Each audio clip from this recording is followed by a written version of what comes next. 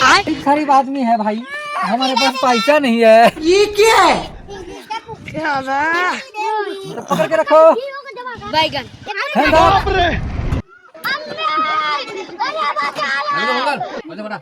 কাজে যাচ্ছি, চলে আসছি রামশের দিকে। তো দেখতে পাচ্ছ টোটোতে মাল আছে। लेकिन ये साला कर क्या रहा है यहाँ पे?